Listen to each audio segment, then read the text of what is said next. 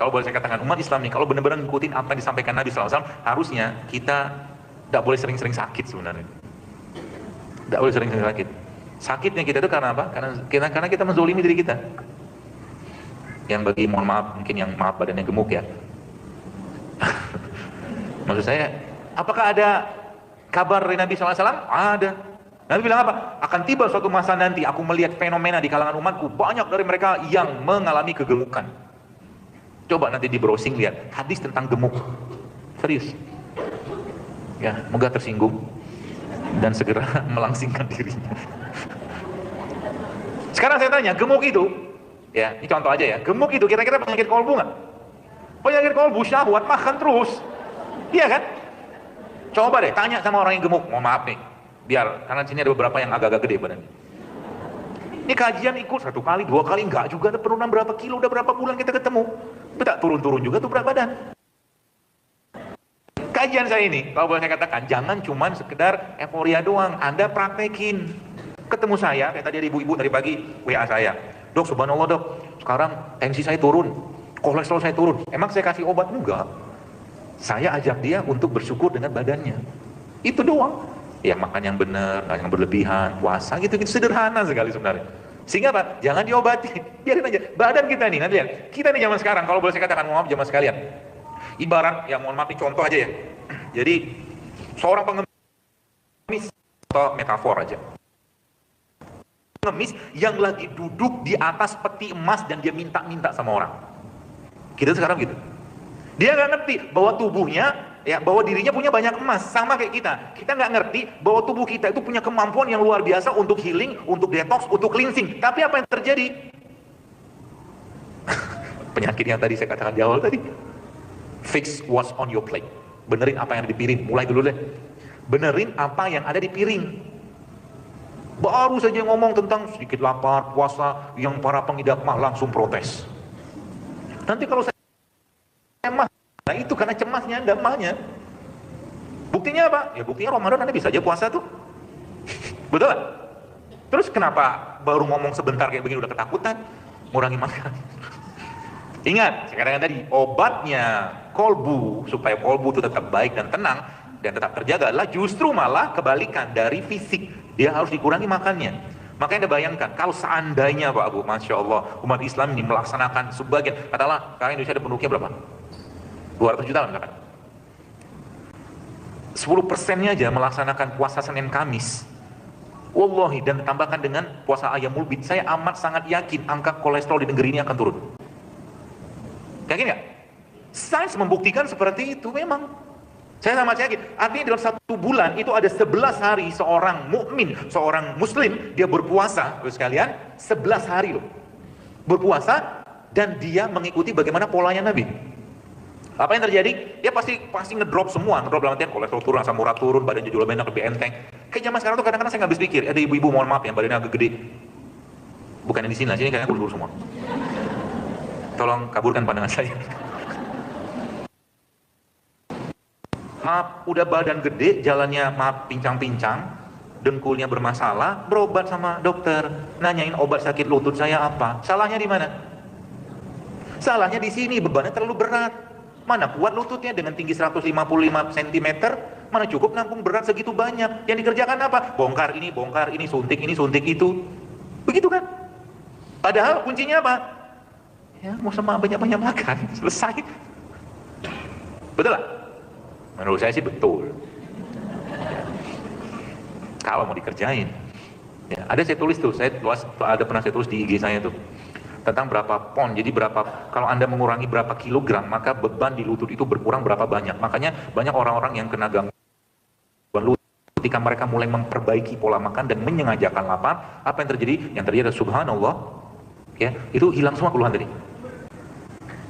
Terus kalau Anda mau tahu, dokter, bagaimana saya tahu saya kelebihan berat badan atau kebanyakan simpanan energi? Ada 2 tandanya. Tanda pertama adalah tubuh kita banyak sekali keluhannya. Banyak keluhan. Jadi ini berlaku tidak hanya mohon maaf bagi orang yang gemuk, tapi kurus juga ada. Kalau Anda, maaf ya ada yang kurus, kan kebanyakan kurusnya kayaknya. Kayaknya aja. Jadi kalau Anda badannya kurus, Tapi banyak keluhan, artinya sampah atau tong sampah Anda penuh, banyak. Meskipun kurus ya. Saya tuh banyak ketemu orang perempuan, terutama perempuan nih kan, judulnya emang jamaah saya tuh banyak kan perempuan. Follower saya di IG pun 80% perempuan. Tapi saya senang, kenapa senang? Karena Anda penguasa dapurnya. Artinya kalau Anda bisa menyajikan makanan yang sehat, bahkan kasih tahu sama suami Anda, suamiku, sayangku, cintaku, mulai sekarang kita jangan banyak-banyak makan. Bahagia suaminya. Duitnya buat apa? Buat umroh. Asik kan? Ya, gitu. Nah lalu, sampai mana tadi? Kurus-kurus. Jadi, tubuh kita nih, Ibu sekalian, perempuan, subhanallah, perempuan nih masalahnya adalah kalau seandainya menstruasi dia sudah bermasalah, maka itu sudah merupakan pintu gerbang masalah-masalah yang lain. Jadi perempuan tuh menstruasinya ada 3 masalahnya. Kalau saya boleh rangkum lah dengan ala-ala saya. Yang pertama, nyeri berlebihan. Yang kedua, waktunya yang lama banget. Yang ketiga, darahnya banyak. Itu udah masalah.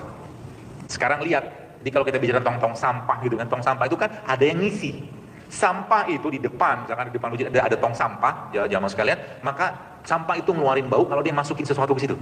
Begitulah filosofinya. Artinya apa? Baik, saya akan kasih sebuah pemahaman.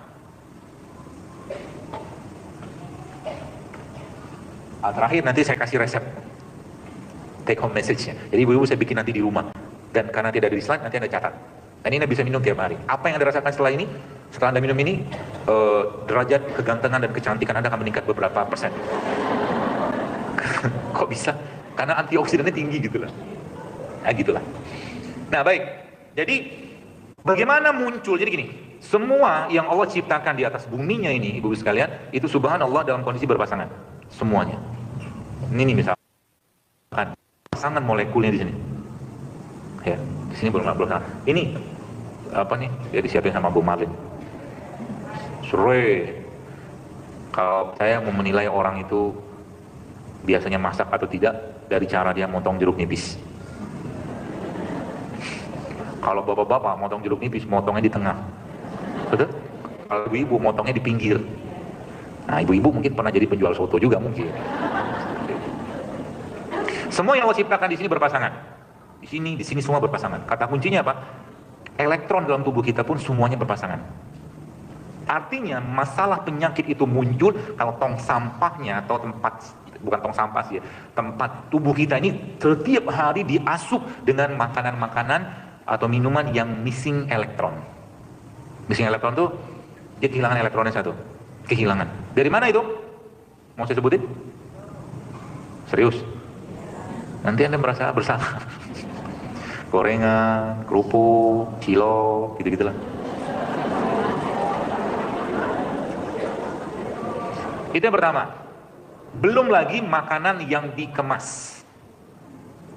Kemas itu bahasa saya makanan proses. Proses food kalau bahasa Melayunya. Stop eating processed food karena dia kehilangan elektron.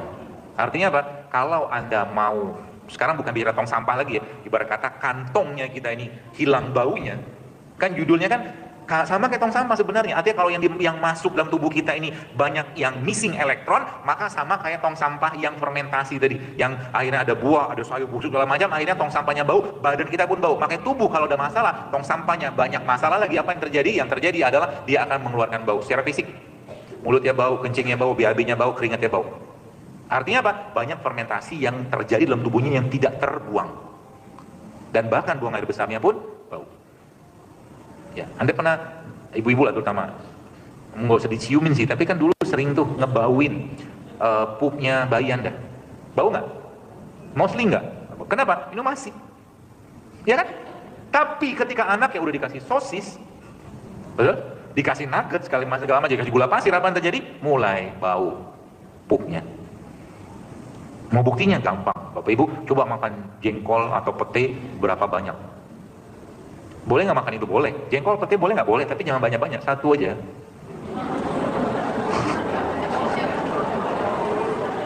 Meskipun setiap orang belum tentu semua suka. Apakah jengkol dan pete berpasangan elektronnya? Ya, berpasangan. Jadi boleh nggak makan durian? Boleh, tapi jangan satu durian, 1-2 butir durian.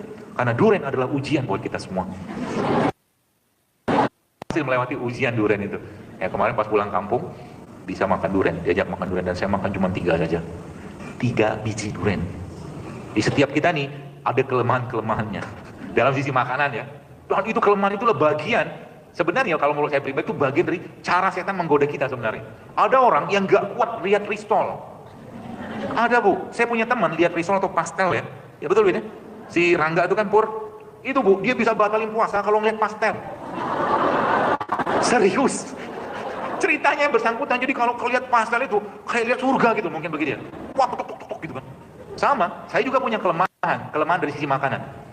Apalagi makanan itu sudah mendarah daging. Saya dari zaman kecil, Bu sekalian, karena di keluarga saya, ibu saya itu suka bikin itu cai itu teh tarik, teh susu.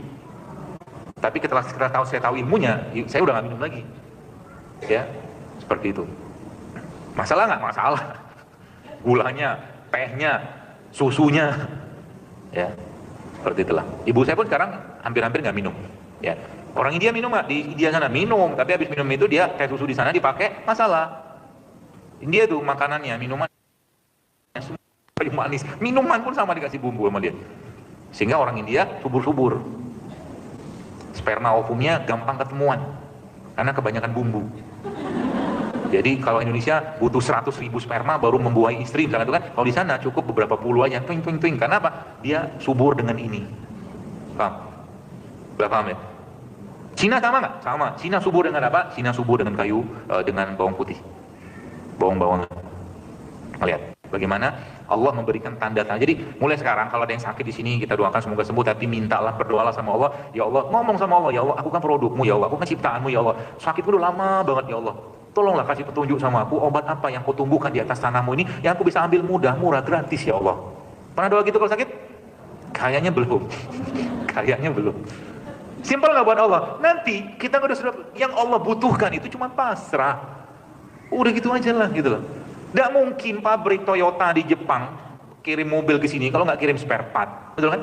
Sama kayak manusia, nggak mungkin manusia diciptakan Allah kalau Allah nggak kirim spare part. Spare partnya di mana? Di sini, di sini. This is your medicine. Keren. So eat your medicine, makan obatnya. Dalam bentuk apa? Makanan. Jadikan makanan. Ya, jadikan minuman. Jadi bisa jadi nanti obatnya apa? Anda, nih resepnya, pung ingat. Siap-siap, catat maksudnya. Udah siapin, ketumbar nih, bikin nanti 1 sendok teh, ya dibikin ketumbar. Lalu kapulaga nggak ada, kapulaga 1 sendok teh juga, kemudian cengkeh 1 sendok teh, kemudian kayu manis sekitar 3 cm. Lalu Anda rebus dalam air sekitar 250 sampai keluar uap. Apa? Oh, pelan-pelan. Baterai saya masih banyak.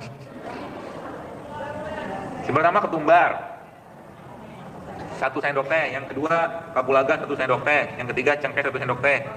Masih kecepatan. Naikin dong prosesor otaknya. Intel Pentium 7. Ketumbar 1 sendok teh. Dah, kapulaga 1 sendok teh. Cengkeh 1 sendok teh. Kayu manis 3 cm itu ya kurang lebih seruas ini lah. Kurang lebih lah. Kemudian direbus dalam air 250 cc sampai mendidih. Sampai mendidih bentar aja ya, nggak usah lama didihnya. Hangat. Saat sudah hangat, nah nih ibu-ibu tambahkan dengan ini bukan madu ya, ini botolnya doang. Jahe. Tambahkan dengan 1-2 sendok makan air jahe atau peresannya. Atau kalau Anda mau bikin, boleh juga nanti tadi yang ramuan tadi Anda tambahkan dengan jahe yang digeprek kurang lebih 3 cm. 3 cm itu kurang lebih seluas gini lah. 1 jempol atau ruas kelingking. Oke? Nah, habis selesai, dia hangat, Anda tambahkan madu. Tambahkan madu. Manfaatnya apa? Allahu Akbar kabira walhamdulillah katsira subhanallahi wa ta'ala. Silakan baca sendiri. Ini buat jantung loh. Buat kista. Ini apa? Tumbar. Yang biasa dibikin buat tempe itu loh. Tempenya doang. Sekali-sekali jangan makan tempe, makan ininya. Ini kita lagi bicara tentang bersihin tong sampah, judulnya gitu kan. Tong sampah bersih kalau sampahnya diambil, dibuang. Terus sampahnya dijemur atau tong sampah dijemur sehingga nanti matahari membuat baunya hilang. Filosofinya apa? mulailah untuk kenal-kenal dekat dan berjemur setiap hari. Supaya apa? Supaya fermentasi dalam tubuh yang tidak tersalurkan tadi hilang. Kurang lebih seperti itu. Makanya salah satu syarat cara hidup sehat itu ada apa? Adalah apa? Bertemulah dengan matahari. Sapa mataharinya di pagi hari. Jalan-jalan, pokoknya kalau bahasa kerennya sunbathing. Jadi kalau ibu-ibu nih kan di rumah, Anda punya halaman di belakang, ya halaman kecil gitu kan, nah, beli tuh bangku tiduran yang buat selonjoran itu pakai kacamata, lalu Anda di atas. Kasih badannya dengan minyak zaitun dengan VCO atau kastor itu minyak jarak. Nanti tubuh Anda akan halus, akan kinclong, jos margondos. Balik-balik suami lihat, ini istriku sih. Maksa banget, secepat itu kan? Enggak juga. Hah? Madunya sampai secukupnya aja. Ya, jadi itu caranya begitu ibu sekalian.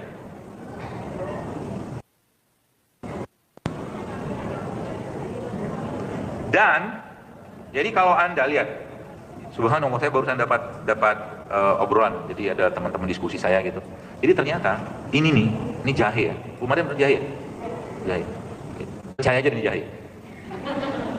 Cium dulu. Iya benar. Ini, jadi kalau Anda nanti di browsing, ada browsing, coba nanti diketik namanya NAD. NAD itu, saya lupa singkatannya, tapi dia salah satu prekursor tenaga dalam sel. Prekursor itu dia bahan bakunya gitu kan. Kalau dia teraktivasi, ibarat kata Anda tekan tombolnya, maka 100 triliun sel kita itu akan teraktivasi semua. Dan itu ada pada ini. Jahe. Bisa katakan tadi kan, kalau Anda tahu tentang ini semua Pak Bu, Anda tidak akan pernah melewatkan sehari pun dalam keseharian kita untuk tidak mengkonsumsi beliau-beliau ini. Beliau-beliau ini. Ya, saya menghormati, karena disinilah Allah mencurahkan kasih sayangnya kepada kita.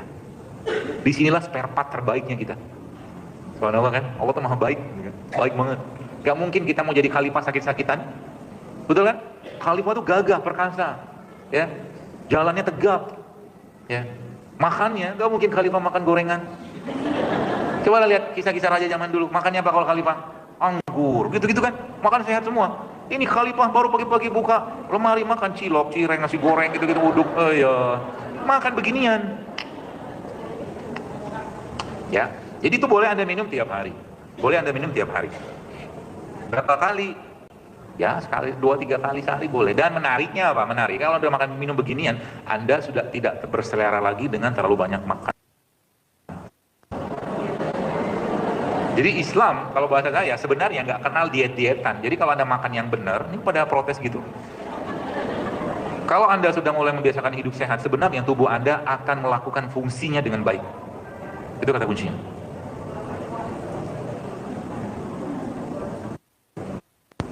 Jadi kalau kita bahas ini aja, si beliau ini, saya boleh katakan, kita bersyukur Allah tumbuhkan ini di bumi ini. Kenapa? Karena ini salah satu minuman yang penghuni surga. Maka kalau kita udah siap-siap mau masuk surga, udah persiapan nih kan sekarang kan, masuk surga kan? Insya Allah, amin. Maka biasakan minum begini tiap hari, supaya nanti di surga nggak kaget. Tiba-tiba ada malaikat. Kalau surga kan kita nggak butuh malaikat. Anda mau misalkan mau anggur, anggurnya datang sama Anda. Anda mau mangga, mangganya datang. Anda mau misalkan apel, apelnya datang. Gitu kalau di surga. Tiba-tiba Anda minta mie ayam, bingung. Surga yang di sini nggak ada bro. Di sini sehat-sehat semua. Tapi bisa aja sih di surga mau minta apa aja bisa. Cuman yang jelas mie ayamnya pasti sehat, no gluten pasti. Kenapa? Oh, ada analisanya. Anda baca di surga itu saya tanya, apakah kita ada pup? Nggak ada pup. Ada kencing? Ada kencing. Adanya cuman keringat.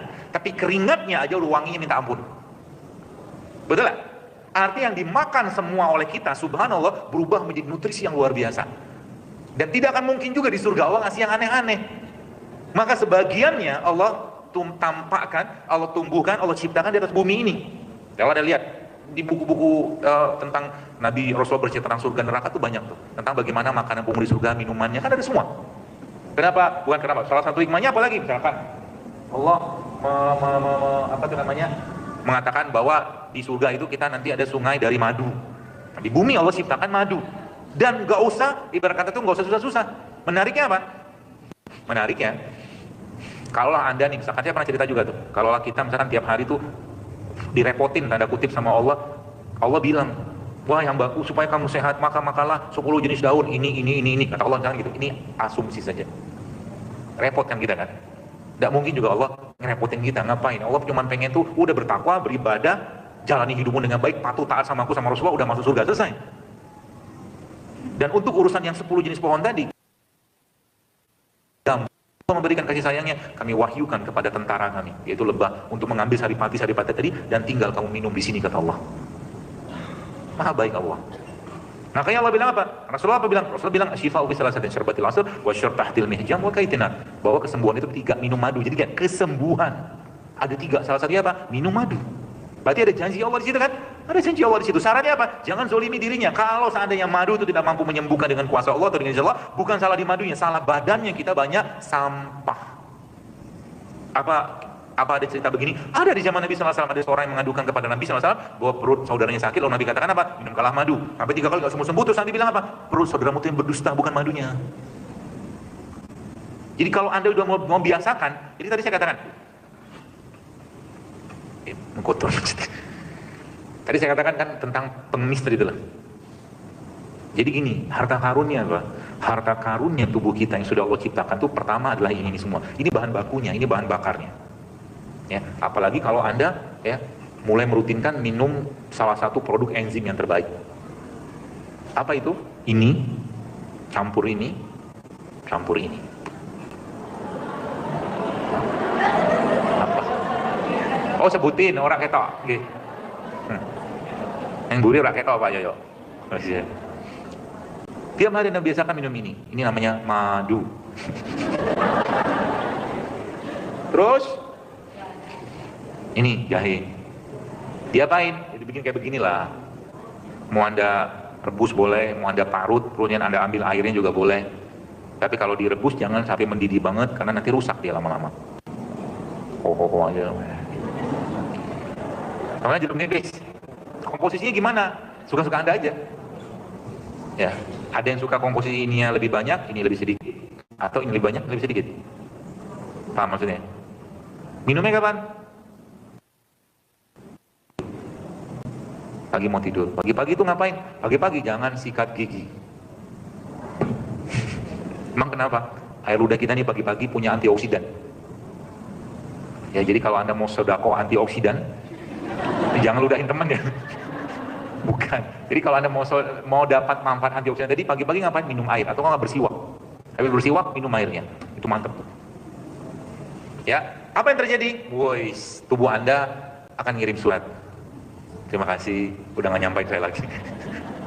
Dan Anda mulai talak 4 sama si goreng, si uduk. Jadi pagi-pagi itu sarapannya apa? Sarapan itu bukan makan banyak. Makan itu bukan makan untuk kenyang. Makan secukupnya aja. Ya makanya yang teman-teman Bapak sekalian mengikuti rule saya semalam ya. Itu kan sederhana sekali, tapi kebutuhan nutrisi kecukupin. Ada protein, ada lemak, ada karbo, ada enzim, semua ada loh. Cuman dalam batas yang minimal dan cukup, insya Allah. Nanti waktu buka, sama juga kayak begitu. Ya habis sibuk baca Quran, habis sisa ngapain? Tidur lagi, siapin lagi buat puasa besok harinya. Nanti hari keempat, minta dari badannya. Ya, terima kasih, mahnya hilang, nyeri-nyerinya hilang, badannya lebih enteng, gitu kan? Bisa jalan di atas air karena saking entengnya. Itu ya. Jadi itu cara membersihkannya. Sampahnya dibuang, tong sampah dibuang. Jadi bagaimana saya tahu bahwa apa yang saya makan itu nggak sehat? Semua produk makanan yang diolah. Jadi kalau boleh saya sampaikan, bagus nggak makan ikan beku? Kalau boleh saya bilang nggak terlalu bagus. Ikan beku. Tapi kalau memang nggak ada pilihan ya mau gimana lagi? Jadi bagusnya makan ikan itu gimana? Anda ambil ikan dari kolamnya, Anda potong-potong-potong, cincang, lalu Anda goreng. Nah itu yang bagus. Berarti saya punya kolam. Ya kolam kecil kan nggak apa-apa, gentong gede gitu. Beli ikan hidup taruh situ, kasih makan sama dia dari hasil di rumah Anda nggak kepake. Butuh berapa banyak sih gentong segede gitu? Daripada di freezerin? Serius. Makanya orang tua kita zaman dulu sehat-sehat semua. Kenapa? They eat all food. Mereka makan makanan itu seutuhnya. Bahkan kulitnya pun dimakan sama mereka. Kalau ikan yang frozen kan dagingnya doang, yang di slice apa-apa gitu. Gitu. Ayam juga sama. Datang ke pasar, bang tolong potongin ayam, cari ayam yang jelas sanatnya. Ayam yang benar maksudnya, bukan ayam yang bikin kita masalah lagi. Ya, ayam bikin masalah itu apa? Ayam yang nggak kena sinar matahari, itu masalah tuh. Ayam yang hari-harinya cuma nangkring, menunggu. Bener, coba lihat, Anda pergi ke ternak ayam, ngapain dia? Dia nunggu aja tiba aja, dapat sinar matahari enggak, ngobrol sama temannya juga nggak banyak gitu kan? Karena dia obrolan gitu-gitu doang, mau gerak sini kena teman, gerak sini kena sehingga ayamnya apa? Bengkak semua badan-badannya, belum lagi supaya nggak sakit, ada disuntik antibiotik sama hormon atau dikasih makanan. Apa yang terjadi? Manusia sebagai pemangsa terbesar akan menduplikasi atau menggandakan racun yang ada pada makanan yang dia makan. Jadi kalau Anda kasih saya ikan kecil sama ikan besar, maka saya akan pilih ikan kecil. Kenapa? Racunnya lebih sedikit. Sudah lagi? Sudah, alhamdulillah. Jadi gitu caranya, kalau mau hidup sehat. Pak dokter, saya kan belum punya rumah yang luas. La haula wala quwata illa billah, minta dulu sama Allah. Jangan selalu ngeluh. Gitu. Jadi gini, kita tuh tadi katakan tadi, mungkin bisa jadi gara-gara insight sesuatu kita dapat ilham untuk berdoa gitu. Makanya sering-sering ketemu orang soleh, sering-sering datang pengajian, kajian begini-begini, sehingga dapat insight baru. Pulang dari sini praktekin, gitu caranya. Sehingga apa? Sehingga nanti ya Anda akan jarang lagi datang ke rumah sakit, ke dokter. Senang mereka, kenapa? Kasihan kita bantu mereka supaya Anda datang ke sana tuh tidak hanya saat sedang sakit saja. Kasihan mereka, ziarahilah mereka dalam kondisi Anda sedang sehat. Kira-kira dokter senang nggak? Kayaknya nggak senang. Ya gitu lah pokoknya. Ya artinya nanti kan Pak dokter dapat gaji kan, tapi masyarakat jual lebih sehat kan gitu maksudnya. Gitu deh. Gaji sehat seperti itu. Sehingga nanti apa? Sehingga nanti yang jadi orang paling kaya di Indonesia bukanlah yang punya rokok, tapi yang produsen makanan-makanan sehat. Harusnya begitu. Logikanya sebenarnya kalau dipikir dengan baik-baik, kenapa negeri ini nggak sehat-sehat? Karena orang paling kayanya produsen rokok. Kalau produsen orang paling terkaya di suatu negeri, maka produk dia paling banyak dipakai. Kenapa Bill Gates yang punya Windows paling kaya? Karena Windowsnya dia beredar di seluruh dunia dan jadi orang terkaya. Sekarang, ya kalau kita sekarang bicara tentang bagaimana kita menghidupkan kembali tanahnya, Allah mungkin menyehatkan bangsa ini, ya mulai dengan hal-hal sederhana seperti ini. Mulai sekarang. Ya, bantu pemerintah, bantu untuk ya kita mengurangi hal, karena negeri ini kalau misalkan this is a blessed nation. Indonesia ini negeri yang diberkahi loh. Belanda jajah kita buat apa? Buat ini loh. Ini belum saya cerita tentang minyak asiri. Ya. Minyak asiri itu seperti minyak jahe, minyak cengkeh, minyak pala, ya. Minyak jarak, itu harta karun loh itu. Harta karun. Semua produk kosmetik menggunakan itu. Ya. Dan bisa dipakai dengan cara apa? Kita di oilment, dilumurin badan. Ya, seperti itu.